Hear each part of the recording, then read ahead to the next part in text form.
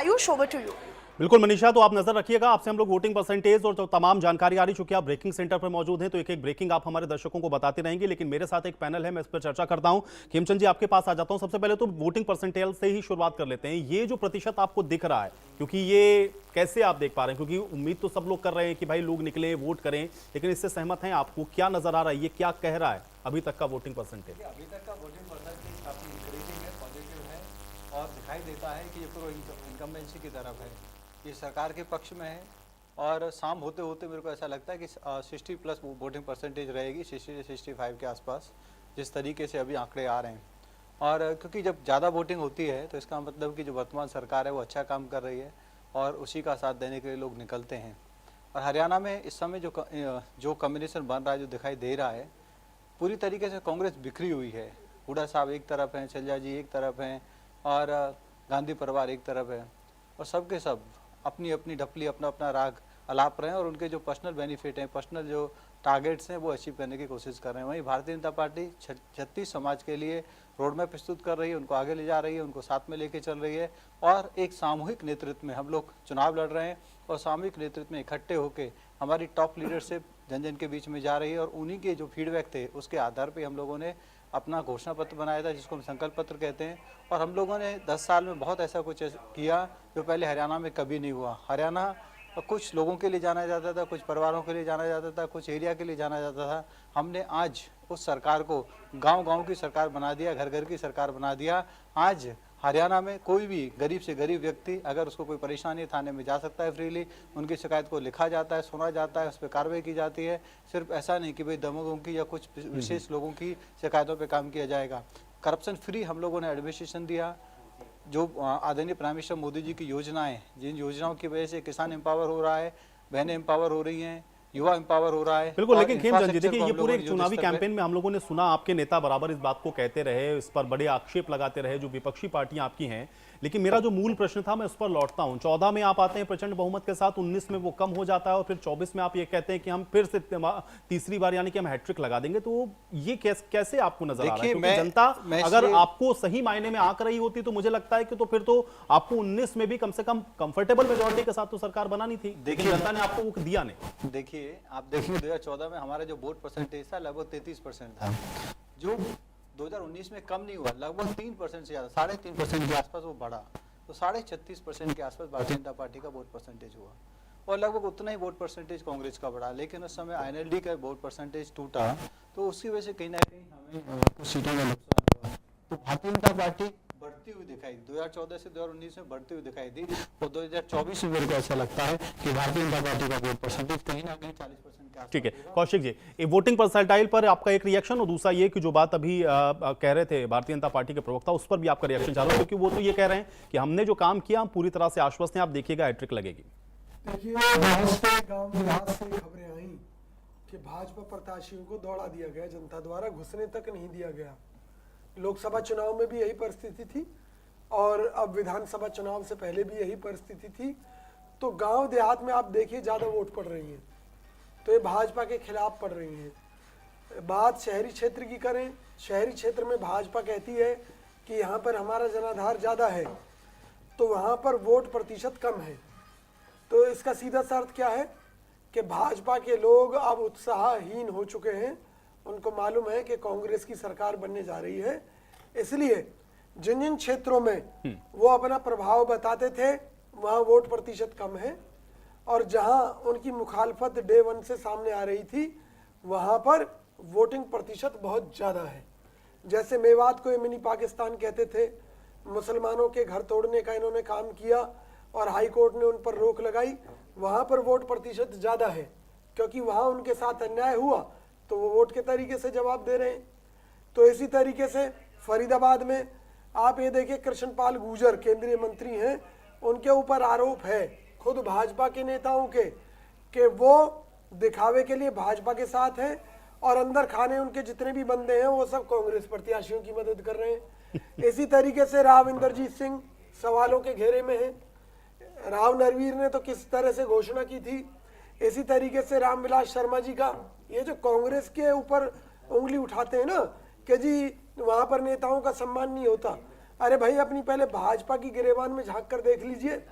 आपके यहाँ तो इस्तेमाल करते हैं और फेंक देते हैं दूध में पड़ी मक्खी की तरह। आपने कोई कमी छोड़ी हो तो बताइए किसी भी मामले में। और आप बात करते हैं कानून व्यवस्था की। बल्लभगढ़ के अंदर एक महिला ने थाने के अंदर आत्महत्या कर ली क्योंकि उसकी शिकायत पर कोई सुनवाई नहीं हुई, शिकायत तक नहीं ली। इसी तरीके से कई महिलाएं आत्महत्या कर चुकी हैं। ये जो बातें बनाते हैं ना, जनता इतनी त्रस्त है कि कांग्रेस छोड़ के भाजपा में गई थी शारदा राठौर, और बाद में जो उनके साथ वहां पर जो चीजें हुई उनसे पीड़ित होकर वापस भाग आई। तो महिलाओं का सम्मान ये करेंगे? महिलाएं भाजपा के अंदर खतरे में हैं। हालात ये है हरियाणा के अंदर। और अब ये इतने पार्टियों को बदलने का सिलसिला तो नेताओं का चलता ही रहता ना। ऐसा थोड़ी ना कि आपकी पार्टी से नेता उधर नहीं गए या उधर से इधर नहीं आए, लेकिन इसका मतलब ये थोड़ी ना है। अब विचारधारा तो नेताओं की ऐसी होती है कि 1 बजे दूसरी पार्टी में, 2 बजे दूसरी पार्टी में। तो अब विचारधारा की तो बात खैर क्या की जाए। नरेश जी, आप इसको कैसे देख रहे हैं? एक तो वोटिंग परसेंटेज को, और दूसरा ये कि बहुत सारी बातें अभी आम आदमी पार्टी को लेकर के भी कही गई। जी, वोटिंग परसेंटेज तो शहर के अंदर अपने आप पता चल रही है कि आपको भाजपा को जो भगाने का जो कहते थे कि शहरी वोटर इनके साथ है, वो कहीं वोटर इनके साथ नहीं है। कोई इन्हें वोट नहीं दे रहा है। और जो लोग चाहते थे भाजपा को वोट देना भी, वो घर के अंदर सो रहे हैं। वो चाहते हैं कि भाजपा को भगाया जाए, क्यों अपना वोट खराब किया जाए। और दूसरी चीज़ ये बात कही इन्होंने, अभी जो घटनाएं आपने बोले कि नूह, पुनाना, कालका और पिहोवा के अंदर जो घटनाएं हो रही हैं, देश के अंदर इस तरह की घटनाएं नहीं होनी चाहिए किसी भी, क्योंकि चुनाव का माहौल है। सांप्रदायिक दंगे नहीं होना चाहिए। जो पथराव हुआ वो कहीं ना कहीं गलत है, क्योंकि वोट करने का सबका अधिकार है। किसी भी दल को किसी भी रीजन के अंदर रोकना नहीं चाहिए। फिर अब हमारे भाई ने कहा कि जो दिल्ली की बातें कर रहे थे, अब आपको गिना देता हूं कि यहीं से पड़ोस में ही है, क्योंकि चुनाव दिल्ली के अंदर नहीं हो रहे, हरियाणा के अंदर चुनाव हो रहे हैं। और जो हरियाणा की बात करने के लिए जब पड़ोस का आपके पास में क्षेत्र है फरीदाबाद के अंदर, उसकी बता देते हैं। इनके लिए इन्होंने बोला कि पानी के लिए इनके लोग तो कहते हैं ना कि सीवर के गटर के अंदर गिर के मर रहे हैं। सीवर के ढक्कन जो उपलब्ध नहीं करा पा रहे, वहाँ पे मौत हो जाती है लोगों की। उसका जिम्मेवार कौन? भाजपा जिम्मेवार। उसके लिए रीज़न क्या बोलते हैं कि हमने ढक्कन मंगाए गए हैं, शायद वो मोदी जी के घर से आते हैं गुजरात से, तो वो आने में देर लग जाती है। 10-10 दिन लोगों को मरने के लिए छोड़ दिया जाता है। फिर दूसरा, याशी कंपनी एक, जिससे सर्वे कराया गया इनके द्वारा हरियाणा के अंदर, प्रॉपर्टी सर्वे, जो ये प्रॉपर्टी आईडी लेके आए, उसके अंदर क्या घोटाला किया इन्होंने, वो भी गुजरात का।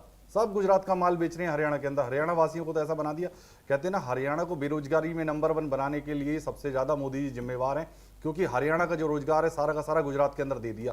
ये याशी कंपनी का एग्जाम्पल दिया।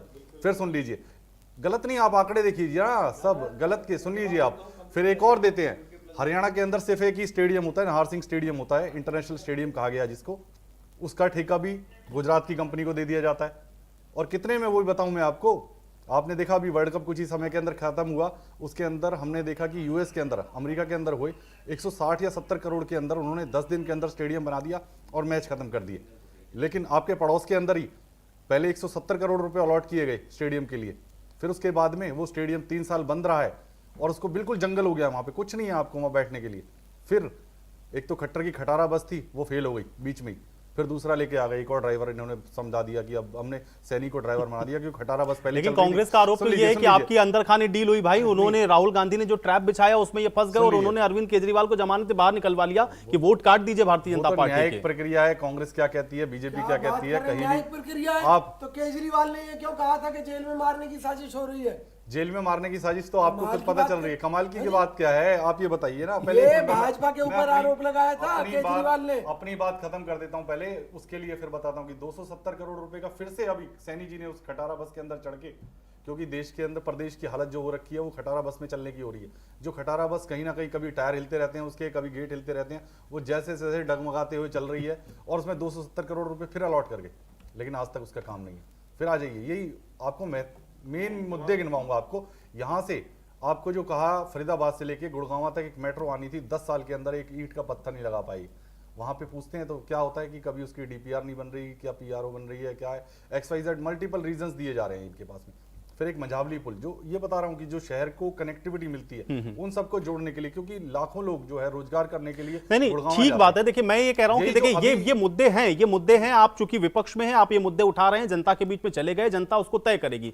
मैं ये कह रहा हूं कि भाई एक ऑप्शन है ना कांग्रेस पार्टी उनके पास, जो मुद्दे आप उठा रहे हैं, क्या इससे इतर कांग्रेस कुछ कह रही है? वो भी तो यही कह रही है, वो भी तो यही कह रही है कि बीजेपी ने कुछ नहीं किया, लेकिन वो ये कह रहे हैं कि भाई हमने जो कि गवर्नेंस देकर के उनको दिखाया है, हमने यहाँ पे एक प्रदेश में काम करके दिखाया है, जनता ने मन बना लिया, वो कांग्रेस को लेकर के आएगी। आप आश्वस्त कैसे, मैं ये जानना चाह रहा हूं, और फिर आरोप भी आपके ऊपर लगा रहे हैं। कांग्रेस आश्वासन अगर देना चाहती तो 2014 के अंदर इनकी सरकार गई थी, 2019 के अंदर इनको आश्वासन दे देना चाहिए था कि जनता के बीच जाके अगर इन्होंने काम किए होते तब भी इनकी 31 सीट रह गई, और उसके लिए कहते हैं कि अच्छा, उसके मैं लिए चैलेंज भूपेंद्र करता सिंह हूं हुड्डा ही जिम्मेवार और है। एक सवाल पूछता हूँ, ये अपने दिल पर हाथ रख के कह दे, केजरीवाल जी अपने आप को हरियाणा का बेटा कहते हैं कि मैं हरियाणा में मेरा जन्म हुआ है, जिस जगह जन्म हुआ है क्या उस जगह से आम आदमी पार्टी जीत रही है विधानसभा चुनाव? बिल्कुल जीत रही है आम आदमी पार्टी, और अगर और नहीं केजरीवाल जी का हरियाणा का बेटा अरे है, सुनिए ना। रहेंगे, कोई रोक नहीं सकता। जिसकी फिर वो कह रहे हैं वो बेटे से एसवाईएल का पानी, वो कह रहे हैं एसवाईएल का पानी मांग रहे SYL हैं। का पानी तो केंद्र के अंदर ये रहे, कब से कब मुद्दा है केंद्र अच्छा, के अंदर ये उनके- है, और हमने उनके खुद कहा गांव का नाम है, बता हमने दो, गांव कौन सा भाजपा केजरीवाल जी का? के अंदर जरा खुद पूछ कहा अरे है। केजरीवाल के गांव का नाम पूछ रहे हैं। केजरीवाल के कौन सा गांव, विधानसभा क्षेत्र है? कौन सा विधानसभा क्षेत्र? भिवानी के अंदर आता है उनका गांव।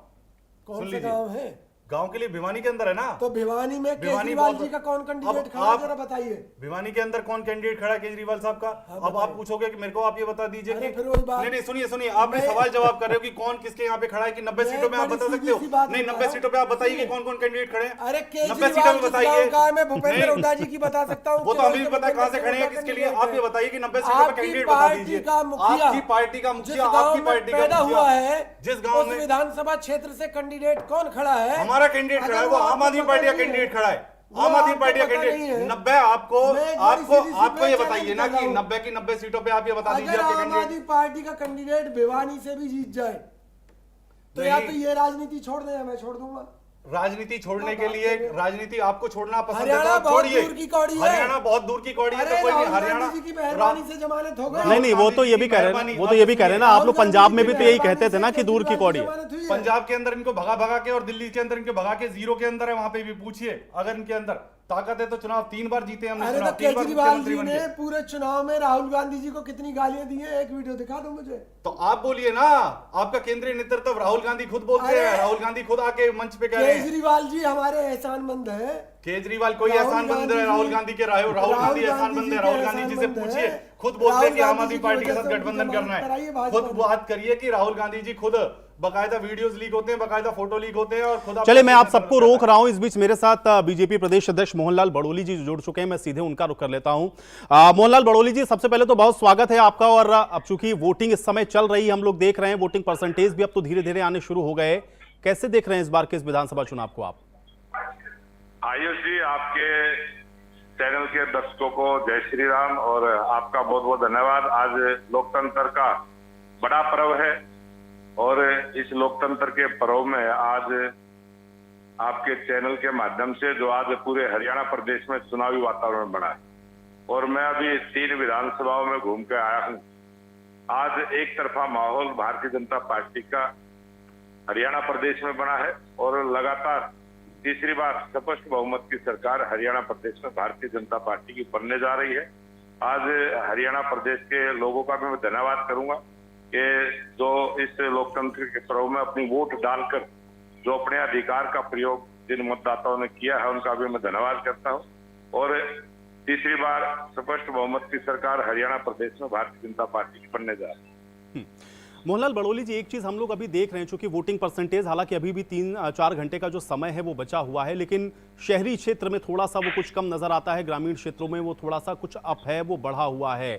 क्या ये भारतीय जनता पार्टी के पक्ष में या फेवर में आप इसको जाता हुआ देख रहे हैं? क्योंकि अमूमन एक बात ये मानी जाती है और कहा जाता है कि भारतीय जनता पार्टी शहरी क्षेत्र में उसका एक होल्ड ज्यादा है, तो वहां पर ये कम दिख रहा है।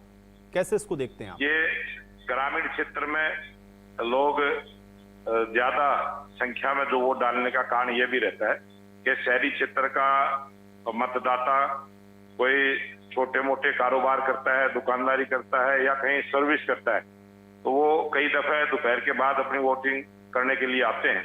और शहरी जो वोटिंग परसेंटेज है वो दोपहर के बाद होती है। और अब प्रत्येक शहर पर, मैं अभी होके आया हूँ, अब हर बूथ पर भीड़ है, लंबी लाइनें लगी है। और लोग पूरे उत्साह के साथ इस लोकतंत्र के पर्व को मना रहे हैं। मोहनलाल बड़ोली जी, एक चीज मैं जानना चाह रहा हूं, क्योंकि अब 10 साल आप लोग प्रदेश में सत्ता में थे और इस बार भी आप ये कह रहे हैं कि पहली बार होगा जब हरियाणा में आप ये इतिहास रचेंगे कि आप हैट्रिक लगाने वाले हैं। इसका मजबूत आधार आप क्या देखते हैं, क्योंकि बड़े चुनावी कैंपेन में आप भी लगातार रहे, प्रदेश अध्यक्ष हैं। 100% हैट्रिक लगेगी। जिस प्रकार से केंद्र में लोकप्रिय प्रधानमंत्री नरेंद्र मोदी जी के नेतृत्व में तीसरी बार सरकार बनी और यह हरियाणा की जनता का स्वभाव रहा है कि जिस पार्टी का शासन दिल्ली में होता है उसी पार्टी के शासन को वो हरियाणा में सुनने का काम करते हैं। लगातार हरियाणा प्रदेश में 10 वर्षों से भारतीय जनता पार्टी की सरकार रही है और जिस प्रकार से जन कल्याण की योजनाओं को गरीब के घर तक पहुंचाने का काम किया, किसानों का सम्मान किया, जहां पढ़ी लिखी पंचायतें देने का हमारी सरकार ने काम किया, वहीं महिलाओं को 50% की भागीदारी आरक्षण की देते हुए सबको सम्मान देने का काम किया है। और इसी प्रकार से 1,45,000 नौजवानों को बगैर पर्ची खर्ची के रोजगार, पक्की नौकरी देने का काम किया।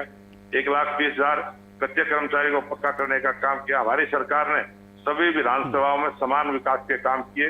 आज पूरा प्रत्येक 22 के 22 जिले नेशनल हाईवे से जोड़ने का काम किया। बहुत सारी ऐसी उपलब्धियां हैं। 18 से 24 घंटे ग्रामीण क्षेत्र हो या शहरी क्षेत्र हो, सब जगह बिजली देने का काम किया।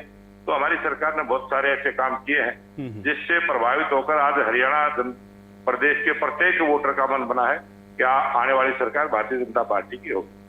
बिल्कुल, लेकिन बड़ोली साहब, एक चीज मैं और जानना चाह रहा हूं, क्योंकि लोकसभा चुनाव के जब परिणाम आए तो आप लोगों ने कहा कि एक नैरेटिव बनाया गया, एक परसेप्शन ऐसा बना जिस वजह से आप लोगों को 5 सीटें गंवानी पड़ी।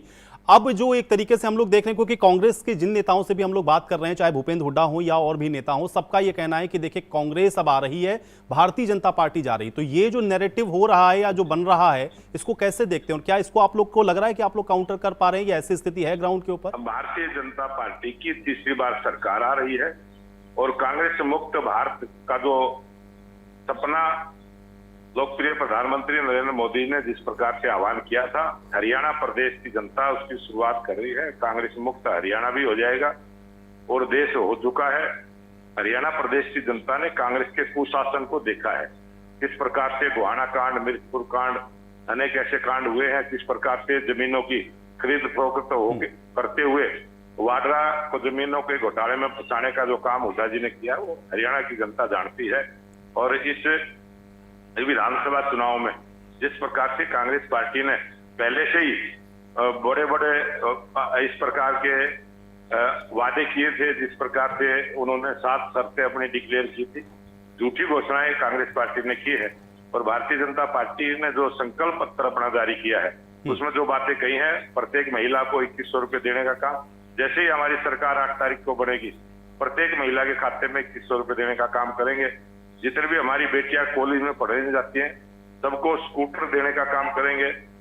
2 लाख युवाओं को पारदर्शिता के आधार पर, मेरिट के आधार पर, बगैर पर्ची खर्ची के रोजगार देने का काम करेंगे। 5 लाख युवाओं को औद्योगिक नगर बसाते हुए उनको रोजगार देने का काम करेंगे। 36 बिरादरी की कल्याण के लिए कल्याण बोर्ड बनाने का काम करेंगे। और जितने भी अग्निवीर के जवान हरियाणा प्रदेश के होंगे, सभी को पक्का रोजगार देने का काम करेंगे। ऐसे अनेक जो हमने संकल्प पत्र में अपनी बातें कही हैं, हरियाणा की जनता ने उसको स्वीकार किया है। और गरीब की, किसान की, महिलाओं की, प्रत्येक वर्ग की, जैसी भारतीय जनता पार्टी की सरकार रही है, उसी बात को हरियाणा की जनता ने स्वीकार करते हुए भारतीय जनता पार्टी के पक्ष में मतदान करने का मन बना है। और आज एक तरफा वातावरण हरियाणा प्रदेश में बना है। स्पष्ट बहुमत की सरकार हरियाणा प्रदेश में भारतीय जनता पार्टी बनेगी। बिल्कुल, लेकिन 2 बड़े वर्ग हैं और जिनकी चर्चा हम लोगों ने बड़ोली साहब देखा कि लगातार कम से कम पिछले 5 साल तो बहुत ज्यादा हुई। एक युवा कि आप भाई उनको रोजगार दे पाए या नहीं, और दूसरा किसान। ये दोनों ही वर्ग क्या आपको लग रहा है भारतीय जनता पार्टी के साथ है और आज वो वोट कर रहा है आपके लिए? आज हरियाणा प्रदेश का किसान इतना खुश है कि 24 फसलें MSP के रेट पर खरीदने की गारंटी हरियाणा सरकार की, और किसान सम्मान निधि समय पर देना, किसानों को खाद बीज दवाई की किल्लत ना होना, और हर खेत को पानी, हर हाथ को काम, जो हमारी सरकार का मकसद था वो उसको पूरा किया है। हरियाणा प्रांत रोजगार देने वाला प्रांत बना है। बहुत सारे प्रत्येक प्रांत से लोग यहाँ रोजगार के लिए आते हैं। बहुत बड़ा काम हरियाणा प्रदेश में हुआ है, बहुत बड़ा बदलाव हुआ है। 2014 से निरंतर हरियाणा विकास दृष्टि से आगे बढ़ा।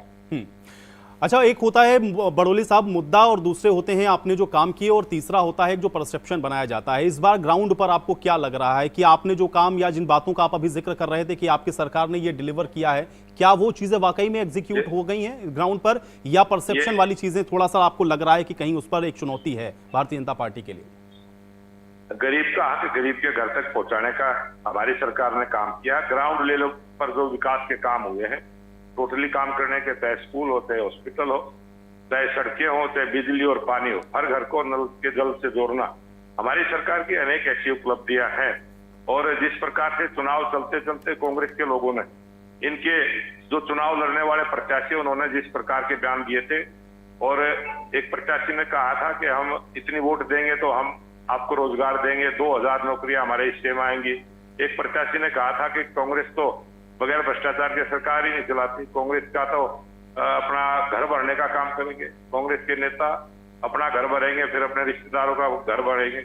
और अभी जो नारनौल से कांग्रेस के प्रत्याशी, उन्होंने जिस प्रकार से जाति का नाम लेके स्टेटमेंट दी है कि इस चुनाव के बाद में ब्राह्मणों को देखने का काम करेंगे, ये बहुत सारे बयान कांग्रेस के नेताओं ने दिए हैं और उसका जो असर है वो इस आने वाले चुनाव में जो आज वोटिंग हो रही है इसमें दिखाई दे रहा है।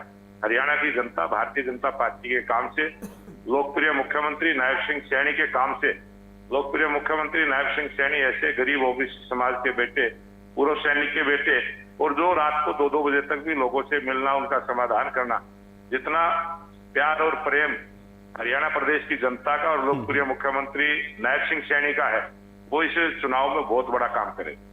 अच्छा बड़ोली साहब, अभी तक जो वोटिंग का परसेंटेज हम लोग देख पा रहे हैं और खासतौर से जो लगभग 2 बजे तक के आंकड़े आए 42% के आसपास, क्या आपको लग रहा है कि ये फेवर में है आप लोगों के, या ये और बढ़ना चाहिए, या इसको कैसे देखते हैं आप? ये जितनी भी वोट परसेंटेज हो रही है, आज हमने देखा है ये पूरा एक तरफा भारतीय जनता पार्टी के पक्ष में जा रहा है।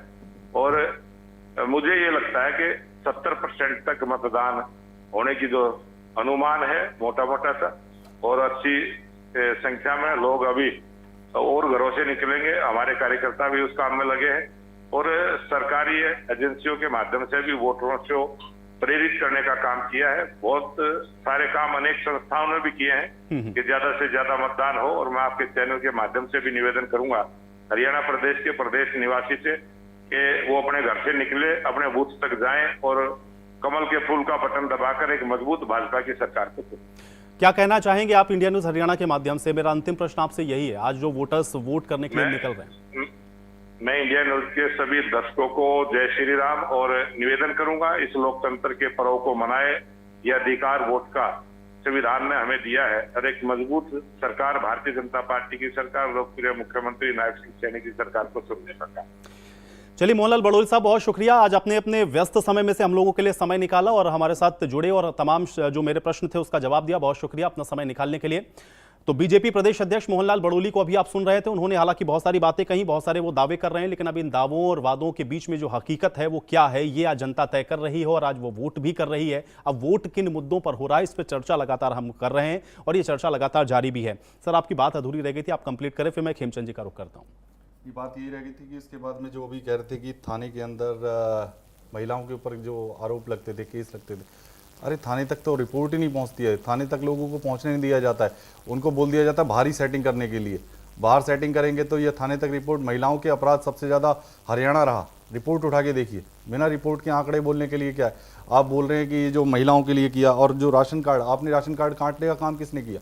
पूरे प्रदेश के अंदर सबसे ज़्यादा राशन कार्ड किसके काटे गए? बेरोजगारी के अंदर। मैं बताता हूँ, इनके ही नेता, बड़े बड़े नेता क्या करते हैं, जहाँ पे आप रहते हैं इंडस्ट्रियल हब कहा जाता है फरीदाबाद, उसके अंदर भी इन्हीं लोगों की कंपनियां खरीद लेते हैं, यही खुद ही।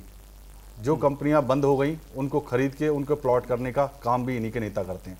और मैं खुले चैलेंज करके बहुत सारे चैनलों के माध्यम से, बड़े बड़े मंचों के माध्यम से पूछा, लेकिन आज तक कोई प्रवक्ता इस सवाल का जवाब नहीं दे पाया कि वो जमीनें क्यों खरीदी जा रही हैं। क्या रोजगार? उनके केंद्रीय मंत्री कहते हैं कि मैं जो है यहाँ पे मदर यूनिट नहीं ला सकता, और उसी डिपार्टमेंट के वो खुद इंचार्ज थे, सारा कुछ उन्हीं के हाथ में था। वो कहते थे कि हम यहाँ मदर यूनिट नहीं लगा सकते क्योंकि यहाँ ज़मीनें बहुत महंगी है, लेकिन उन्हीं ज़मीनों को खरीदने का काम खुद करते हैं, उन्हीं ज़मीनों के प्लॉटिंग करने का काम कौन करता है? वही खुद करते हैं। और इनके सिंपल एग्जांपल आपको पता होगा, एक बाइक चलाते थे आप, नहीं एक जूता पहनते थे आप, बाटा, याद है आपको?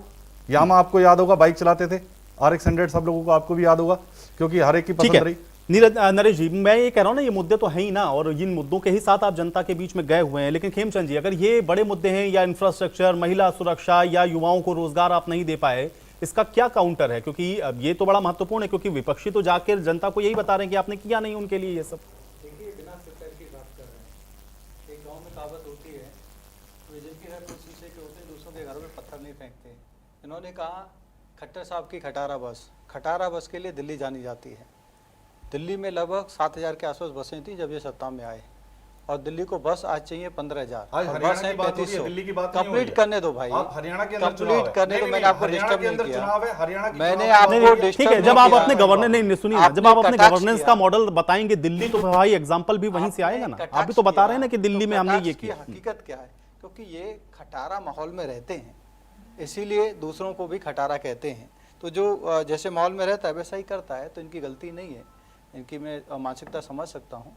तो खटारा हाल दिल्ली का है, हरियाणा का नहीं है। हरियाणा में हर डिपार्टमेंट में काम हुआ, अच्छा काम हुआ है। और हम लोगों ने जो पर्ची सिस्टम था, कमीशन सिस्टम था, रिश्वत सिस्टम था, जिसके तहत युवाओं को जॉब मिलती थी, उसको हमने ख़त्म कर दिया। आज मेरिट चलती है। मेरिट की वजह से 36 समाज का कोई भी व्यक्ति जो मेरिट में है और जो वहाँ पे सिस्टम है उसके तहत उनको काम मिलता है। रही बात रोजगार की, तो हरियाणा में डिफरेंट तरीके के रोजगार, हरियाणा में सर्विस इंडस्ट्री है, हरियाणा में मैन्युफैक्चरिंग इंडस्ट्री है, हरियाणा में हम लोगों ने MSME सेक्टर को मजबूत करने के लिए मुद्रा के तहत जितने भी युवा काम के लिए अब लोन लेना चाहते थे उनको लोन देने का काम किया। छोटे लोन भी दिए गए, बड़े लोन भी दिए गए, और उद्योग धंधे हरियाणा वालों ने खड़े किए। हरियाणा वाले कंस्ट्रक्टिव क्रिएटिव लोग होते हैं, वो अपना काम धंधा खड़ा करना चाहते हैं, तो उनको एक इकोसिस्टम चाहिए। वो इकोसिस्टम बनाने का काम हमारी सरकार ने किया। उनको परमिशन के लिए हियर एंड देयर या 50 डिपार्टमेंट में चक्कर ना लगाना पड़े, सिंगल विंडो सिस्टम उनको मिले, वो स्थापित करने का काम हमारी सरकारों ने किया। तो उसका परिणाम आप देखते हैं। अभी आप ये कह रहे थे फरीदाबाद में,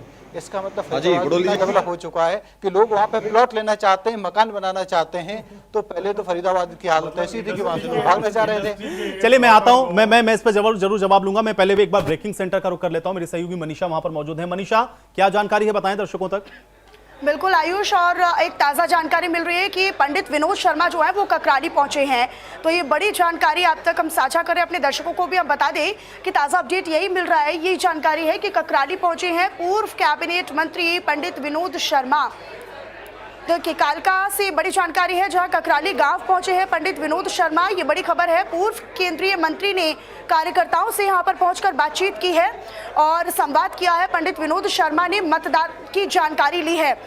मतदान प्रक्रिया की जानकारी वो लेते हुए कार्यकर्ताओं से नजर आए और कार्यकर्ताओं से संवाद करते हुए वो नजर आए। तो ककराली गांव पहुंचे हैं पूर्व केंद्रीय मंत्री पंडित विनोद शर्मा, जहां पर उन्होंने कार्यकर्ताओं से संवाद किया, कार्यकर्ताओं से बातचीत की और साथ ही साथ उन्होंने मतदान प्रक्रिया को लेकर जानकारी ली है। मतदान सुचारू है, किसी प्रकार की कोई दिक्कत नहीं है, किसी प्रकार की कोई परेशानी तो नहीं है। इस तमाम पहलुओं को लेकर व्यवस्था किस प्रकार है और किस तरह के इंतजामात हैं, उन तमाम पहलुओं को लेकर उन्होंने कार्यकर्ताओं से बातचीत की है। तो पंडित विनोद शर्मा ने कार्यकर्ताओं से संवाद किया। ककराली गांव पहुंचे हैं पंडित विनोद शर्मा। कालका से बड़ी खबर आप तक हम साझा कर रहे हैं और पंडित विनोद शर्मा ने मतदान की जानकारी कार्यकर्ताओं से ली है, क्योंकि देखिए जगह जगह पर कार्यकर्ताओं की मौजूदगी है और कार्यकर्ताओं से ये देखिए, आपको तस्वीरें भी दिखा देते हैं, तस्वीरें भी सामने आई हैं। पंडित विनोद शर्मा जो है वो कार्यकर्ताओं के साथ बैठते हुए, बातचीत करते हुए, संवाद करते हुए नजर आए हैं।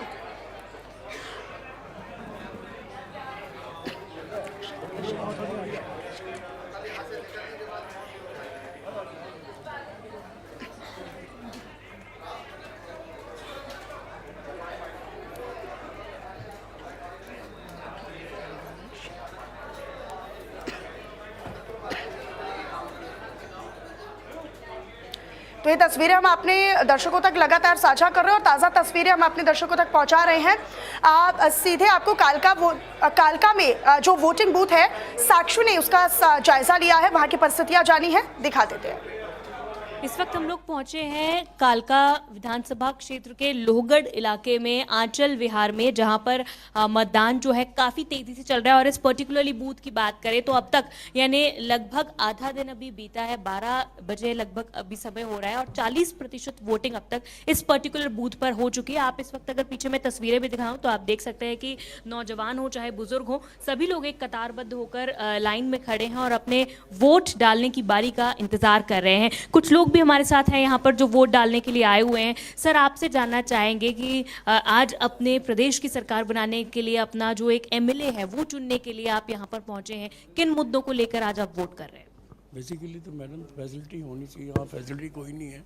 वी आर आउटसाइडर, लेकिन यहाँ वोटर यहाँ के हम यहाँ काफ़ी अरसे से मैं देख रहा हूँ कोई डेवलपमेंट नहीं, कॉलोनियाँ बनी हुई हैं लेकिन ना तो रेगुलराइज किया गया, ना उनको पानी की व्यवस्था है, ना सड़कों की व्यवस्था है। जबकि हम इस गांव में जब वोट डालने आए हैं वहाँ बड़ी फैसिलिटी है, अच्छा लगता है देख के। एक शहर में होके उसको रिकोगनाइज करके रजिस्ट्री से लोगों को पैसे लेके सरकार ने कुछ नहीं किया।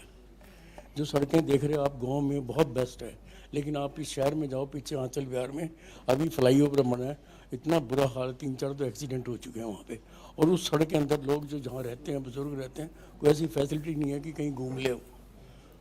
बेसिकली तो we are belong to Shimla, लेकिन हम वोटर यहाँ के हैं, रहने वाले यहाँ के, हमारा मकान है यहाँ पे। तो मैं सोचता हूँ कोई फैसिलिटी अभी तक किसी ने नहीं दी, लेकिन हमारा जो मुद्दा वोट तो हम डालते हैं, लेकिन वोट डालना भी चाहिए, अपना अधिकार है, इसलिए राइट है। जो भी एमएलए बने, मेरी तो हाथ जोड़ से हम्बल रिक्वेस्ट है उससे, जो तुम गांव में फैसिलिटी दो, ये कॉलोनी में facility why should you don't give the facility in the colony when you take the money from the people for registration fee, तो why should this is a fraud होना चाहिए। चाहे कोई भी आए, लेकिन मतदान जो है वो करना चाहिए, अपना राइट मानते हैं। और लोगों से अगर रजिस्ट्रेशन फीसेस ली जा रही तो लोगों का ये कहना है कि कोई भी चुनकर आए, लेकिन उसने विकास करना चाहिए। मैम, आपने वोट डाल ली है अभी या डालने पहुंचे हैं तो बारी का इंतजार कर रहे हैं आप अपनी, क्या लगता है आपको कि किस तरह के विकास के मुद्दे को लेकर आज आप चाहते हैं कि जो भी आपका नुमाइंदा आए वो विकास करे? विकास तो होना चाहिए। देखो है ना, जितनी बारी वोटें डाली उतनी बारी बोल के गए हैं कि हम सड़कें ठीक करेंगे, लाइटें ठीक करेंगे, ना सड़कें ना खड्डे इतने इतने पड़े होते हैं। मतलब द्वारा सुध बुध कोई नहीं लेता, द्वारा आके मतलब पूछना तो चाहिए है ना भी जनता के लिए। तो जब जनता वोट पाने आती है तो उनको तो फैसिलिटी तो चाहिए। सड़कें हैं क्या, डॉगी जैसे मर्जी घूमते रहते हैं, सड़कें इतनी टूटी फूटी होती हैं, भाई सड़कें तो ठीक करनी चाहिए। मेन जहाँ रहना है, पार्क नहीं कोई कुछ, मूलभूत सुविधाओं से वंचित मेन। हाँ जी मूलभूत सुविधाएं जो लोग हैं उनका कहना है कि उन्हें मिलनी चाहिए। कुछ और भी लोग हैं, कुछ फर्स्ट टाइम वोटर्स भी हमारे साथ हैं जिन्होंने आज अपना वोट कास्ट किया है। आज फर्स्ट टाइम आपने वोट किया? हाँ जी। आपका नाम क्या है? रमनीन सिंह उपल। पहली बार वोट डालकर कैसा महसूस कर रहे हैं आप? क्योंकि फर्स्ट टाइम आप अपना एक आहुति जो है इस यज्ञ में देंगे जब आप अपना एक नुमाइंदा चुनने जा रहे हैं। जी बिल्कुल, बहुत अच्छा लग रहा है, फर्स्ट टाइम वोट की है और अब थोड़ा अडल्टहुड फील हो रहा है वोटिंग के बाद। जी, तो काफ़ी अच्छा एक्सपीरियंस यहाँ पर जो यूथ है, यंगस्टर्स है, जो फर्स्ट टाइम वोटर्स हैं वो भी यहाँ पर पहुँच रहे हैं, जो एक बहुत अच्छी बात है। आप क्या कहना चाहेंगे सर कि मतदान प्रतिशत तो हमने देखा है कि इस बूथ पर काफ़ी अच्छा चल रहा है, क्या लग रहा है, किस तरह के जो है वो विचार हैं वो सामने आ रहे हैं? बिल्कुल जी, यहाँ बहुत अच्छे तरीके से मतदान हो रहा है और लोग लाइनों में लग के अपना जो वोट का अधिकार है वो दे रहे हैं।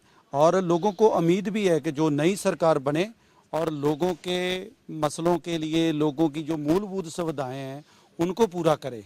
जो पिछले 10 साल के अंदर जो कमी रह गई है वो कमी को दूर करें। जैसे अभी मेरे से पहले भी भाई साहब ने बोला था, सड़कों का सबसे बड़ा मुद्दा है और इस इलाके में रोजगार का सबसे बड़ा मुद्दा है, शिक्षा का सबसे बड़ा मुद्दा है और सेहत व्यवस्था के लिए यहाँ सरकारी हॉस्पिटलों का बहुत बड़ा मुद्दा है। बुज़ुर्गों को वहाँ दूर दूर तक अगर यहाँ कोई छोटी सी भी किसी को बीमारी होती है तो शे में रेफ़र, पंचकुला शे में रेफ़र कर देते हैं।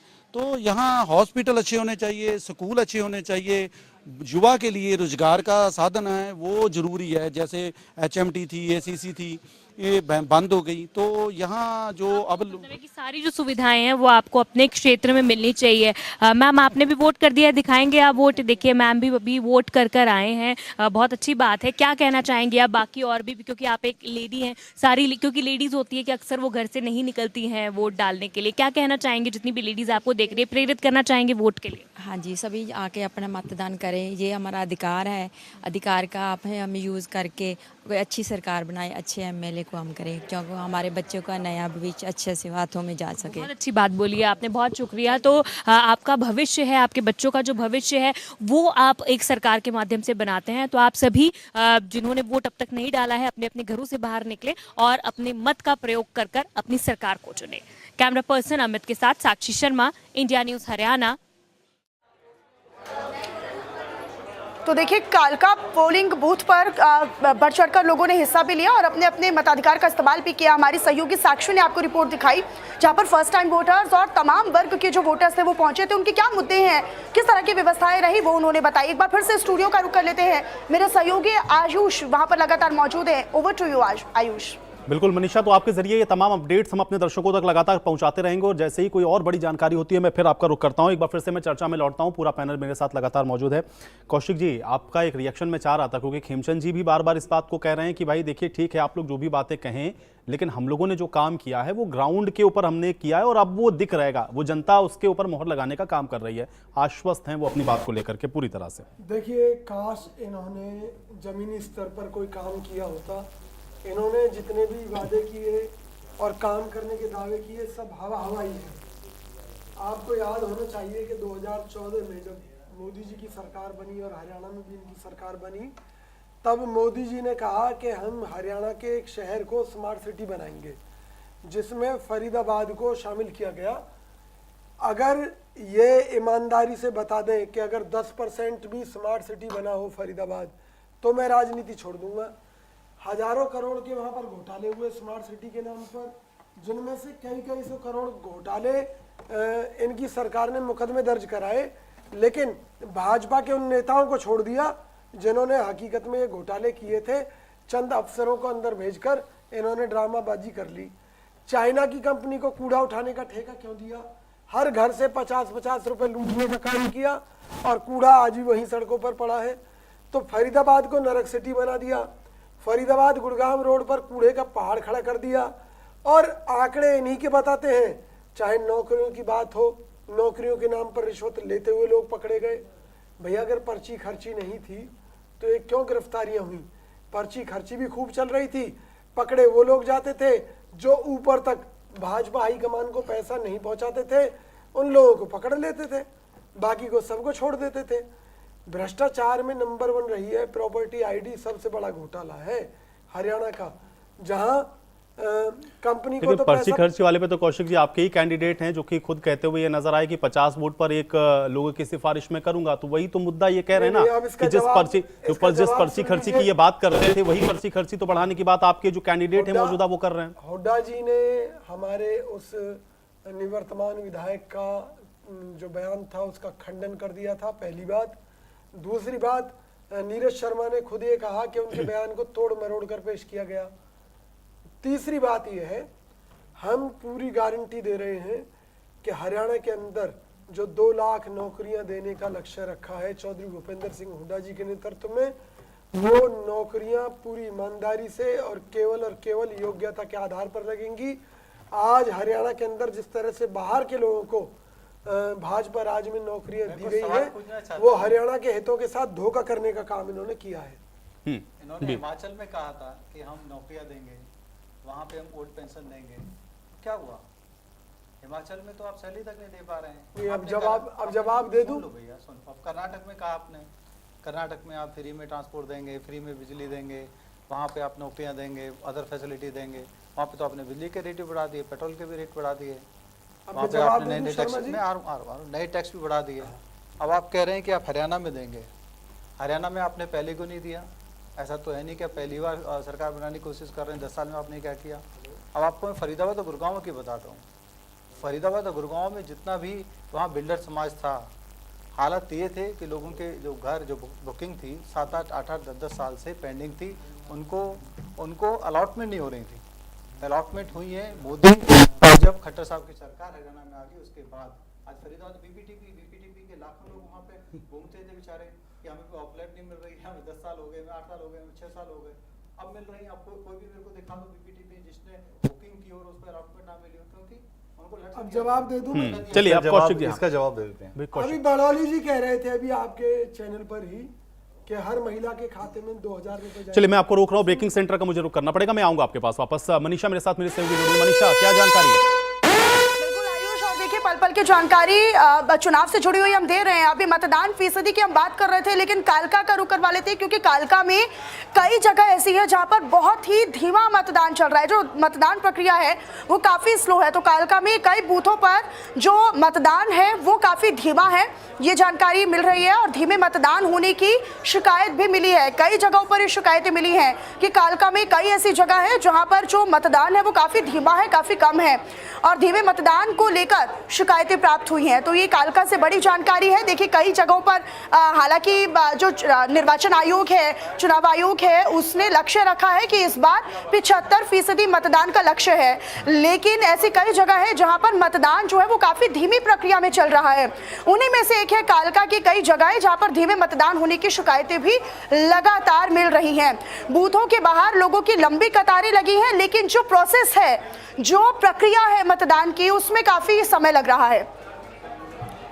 और मेरे सहयोगी आयुष लगातार स्टूडियो से मेरे साथ मौजूद है। Over to you Ayush.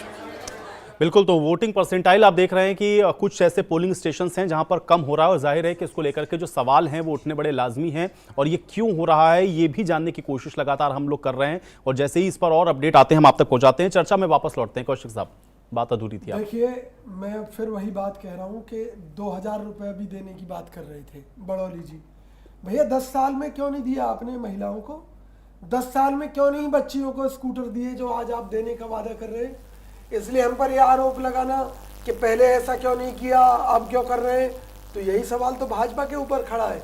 अरे भैया अब जब तुम्हारी हालत खराब हो गई तो आप तमाम तरह के लालच हमें दे रहे हैं जनता को कि भी हम ये कर देंगे, किसान के माध्यम से 18 किसने दी? हमने 10 साल में सिलेंडर आप लोगों ने नहीं दिया। 18 किसका मतलब होता है? चलिए फिर बड़ी खबर आ रही है, मुझे फिर से ब्रेकिंग सेंटर का रुख करना होगा। मनीषा, ओवर टू यू, क्या जानकारी? आयुष, और कालका का हम जिक्र कर रहे थे क्योंकि कालका में कई जगह ऐसी थी जहां पर जो मतदान था वो काफी स्लो था, काफी धीमा था। अब कुछ नंबर्स भी सामने आए हैं, कुछ आंकड़े भी सामने आए हैं, वो भी अपने दर्शकों को हम दिखा देते हैं। तो देखिए कालका से लगातार जानकारी हम साझा कर रहे हैं कि कई बूथों पर जो मतदान है वो धीमा है, और धीमा मतदान होने की शिकायतें भी अलग अलग जगहों से मिली हैं।